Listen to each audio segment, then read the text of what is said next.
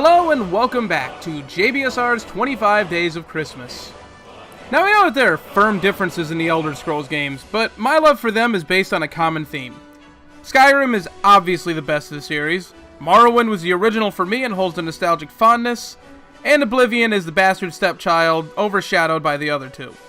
I have spent hundreds upon hundreds of hours with each of these games, just like most people, but it seems like I did it starting new games, getting halfway through, then giving up and trying something different.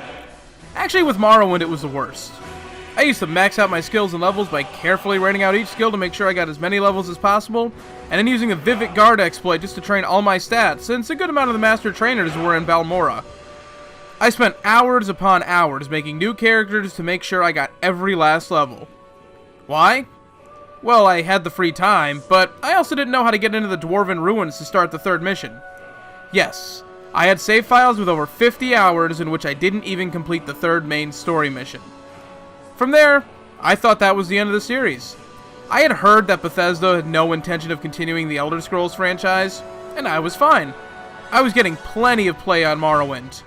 Not bad for a game I first heard about on Toonami. Yep, they used to do reviews. But during my freshman year of college, I heard that they were doing Oblivion, and I was excited. I was stubborn and wouldn't buy a 360, so I got it on PC instead. That didn't go very well on my 4-year-old HP desktop. But when I finally got my 360, I fell in love with the series all over again. Sure, they watered down the skills a bit and added fast traveling, which ended up being the best thing ever, but it was still fantastic, especially the visuals. I mean, I was content with Morrowind's looks, and then you hand me this? Amazing. And what needs to be said about Skyrim? Arguably one of the best games of all time, it expanded on what Oblivion did while simultaneously blowing it out of the water. Hard to imagine they both came out during the same console generation. So, it's hard for me to pick between these games, and I won't. Why should I? I picked up the Elder Scrolls collection on Black Friday, and while I don't actually own a PC at the moment, eventually I will, and I'll give Daggerfall and Arena a try as well.